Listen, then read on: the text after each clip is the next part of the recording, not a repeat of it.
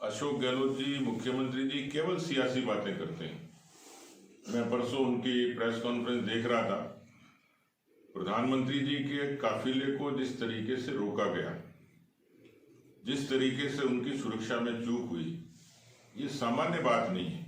देश का प्रधानमंत्री केवल एक दल का नहीं होता है, पूरे देश का होता है। अब जो घटनाएं सामने आ रही हैं, जो वीडियोज आए हैं, वो तो बहुत चौंकाने वाले हैं। इस बात से कोई इनकार नहीं कर सकता कि दुनिया में यदि किसी को सर्वाधिक थ्रेट है तो वो देश के प्रधानमंत्री पर है। उसका कारण है इस देश में बुनियादी विकास से लेकर वैचारिक मुद्दों का समाधान करके इस देश को एक नई दिशा देने का काम प्रधानमंत्री जी ने किया है।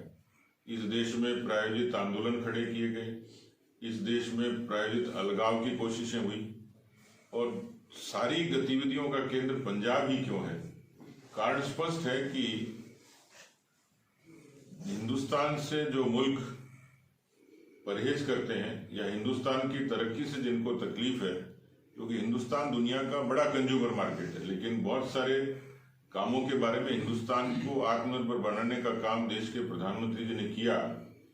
आप देखिए रक्षा के क्षेत्र में भी, क्योंकि हम लोग एक बड़े खरीदार थे, लेकिन भारत आज डिफेंस के मामले में भी अपनी स्वदेशी तकनीकी से हथियार से लेकर तमाम वो उपकरण बनाता है जो रक्षा के लिए, साजो सामान के लिए जिनकी जरूरत होती है। ऐसे बहुत सारे उत्पाद हैं जो हिंदुस्तान में हम लोग दुनिया पर निर्भर थे। एक बड़े कंज्यूमर मार्केट की तरह यहाँ पर एक इंपोर्ट का एक बड़ा इस तरीके का स्कोप था।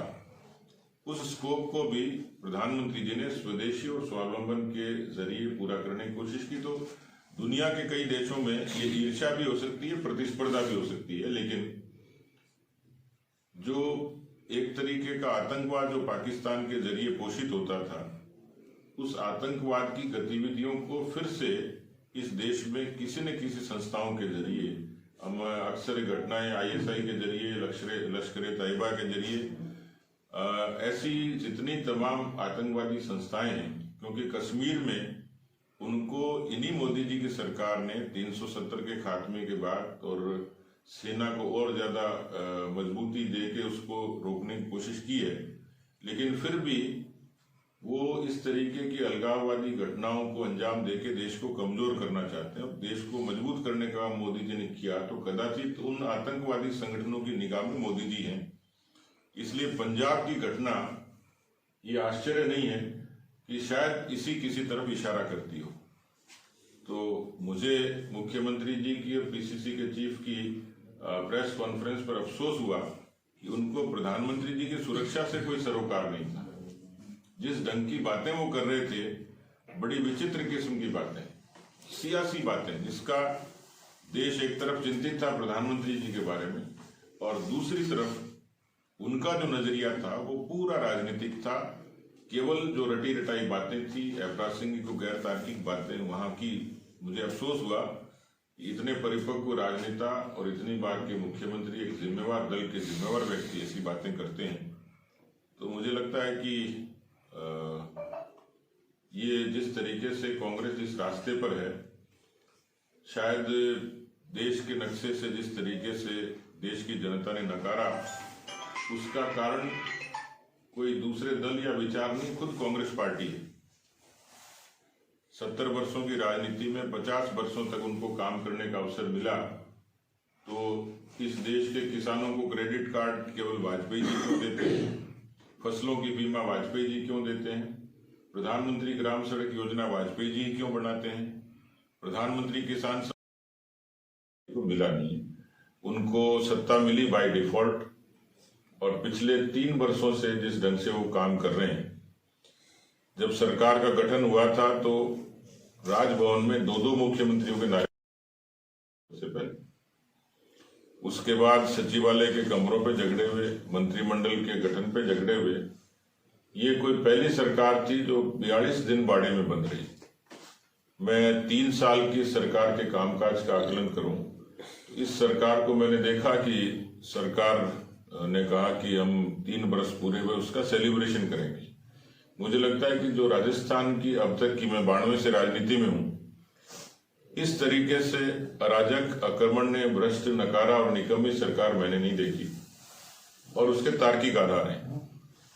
सबसे पहले एक बड़ा इशू है जिसमें उन्होंने खुद राहुल गांधी जी ने अनेकों सभाओं में ये कहा कि कांग्रेस पार्टी की सरकार आएगी तो हम लोग पूरी कर्जा माफी करेंगे। राजस्थान के कदाचित किसानों ने ये इम्प्रेशन लिया, यदि कांग्रेस सत्ता में आती है तो हमारा पूरा कर्जा माफ होगा। पहली वादा खिलाफी है कि केवल कोऑपरेटिव के लोन्स जो पूर्ववर्ती बीजेपी की सरकार भी लगातार करती आ रही थी, उसको इन्होंने कहा कि हमने सहकारी बैंकों के कर्जे माफ किए, लेकिन जो डिमांड थी और जो इन्होंने कहा तो उस लिहाज से 60 लाख किसान हैं जिन पर 1,20,000 करोड़ का कर्जा है। ये माफ करते हैं तो ये माना जाता है कि अशोक गहलोत की सरकार ने किसानों के साथ न्याय किया है। दूसरा, राजस्थान में जो centre for monitoring of Indian economy संस्था है, जो खासतौर पर बेरोजगारों के बारे में और आर्थिक स्थितियों का आकलन करती है, राजस्थान में सर्वाधिक बेरोजगारी दर 27.1% ये राजस्थान में है। जो जन घोषणा पत्र में संविदा कर्मियों को नियमित करने से लेके और आज जगह जगह जिस तरीके से आंदोलन हो रहे हैं, राजस्थान में मेरे ख्याल से इस तरीके का दृश्य कभी नहीं दिखा कि जिसमें रीट जैसे पेपर लीक हो जाएं। सब इंस्पेक्टर, जेईएन, आरपीएससी को जिस तरीके से कमजोर किया, और आरपीएससी की मुझे लगता है टर्म बदल दिया। राजस्थान पब्लिक सर्विस कमीशन को डोटासरा जी के रिश्तेदारों ने जो भर्ती की, तो हो सकता है एक डोटासरा ने की, ऐसे कितने डोटासरा होंगे कांग्रेस के जिन्होंने इस आरपीएससी को रिश्तेदार पब्लिक सर्विस कमीशन बना दिया।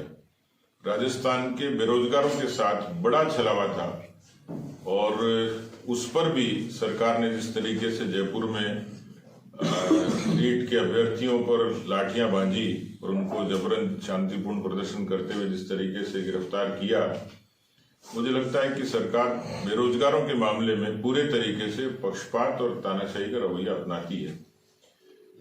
तीसरा जो मसला है राजस्थान में, जो मैं अक्सर लोगों के बीच में, आप लोगों के बीच में उठाता हूं, वो है प्रदेश की कानून व्यवस्था का। मुझे बॉर्डर के एरिया के भी बारे में जानकारी मिली कि किस तरीके से यहाँ पर सुरक्षा से लेके तमाम चीजों की चुनौतियां हैं और पर्यटक स्थल पर भी एक किस्म की अराजकता दिखती है। लेकिन राजस्थान का जो अभी जो पब्लिकेशन हुआ है, प्रतिवेदन आता है वार्षिक, 6,33,137 3 साल में 19, 20 और 21 6,33,137 अपराध ये राजस्थान में घटित हुए हैं। ये राजस्थान के इतिहास का अब तक का सर्वाधिक बड़ा आंकड़ा है। 5,164 हत्याएं हुई, 17,644 बलात्कार हुए, 22,009 अपहरण के केसेज हुए हैं, 19,831 नकबजनी के हुए हैं, 4,061 लूट के हुए हैं, 6,070 हत्या के प्रयास के हुए हैं और 1,04,383 ये थेफ्ट के यानी चोरियों के मामले हुए। राजस्थान को शांतिपूर्ण प्रदेश माना जाता था। लोग यहाँ रिहायश के लिए, पर्यटन के लिए, व्यापार के लिए, नौकरी के लिए आते थे। ये कांग्रेस पार्टी के सरकार के कामकाज की एक वानगी है। दुर्भाग्य है कि प्रदेश में शायद कांग्रेस के पास ऐसा कोई कॉम्पिटेंट व्यक्ति नहीं है जो गृह मंत्री का काम कर सके। दुर्भाग्य से ये मंत्रालय भी राजस्थान के मुख्यमंत्री के पास है और जिस तरीके से मैंने कहा है, आप लोगों की कलम से भी लिखे हुए अखबार रंगे होते हैं।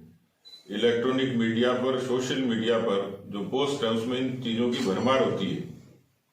मुझे लगता है कि ये जो 3 बड़े मुद्दे हैं, चौथा मुद्दा है करप्शन का, जिसमें ट्रांसपेरेंसी इंटरनेशनल इस बात को स्पष्ट करता है कि राजस्थान ये अपराधों के मामले में भी पीछे नहीं है। अभी नीति आयोग ने एक रिपोर्ट पब्लिश की है, 4थे एडिशन की, जिसमें स्वास्थ्य की सेवाओं के मसले में और राजस्थान 17वें पायदान पर है।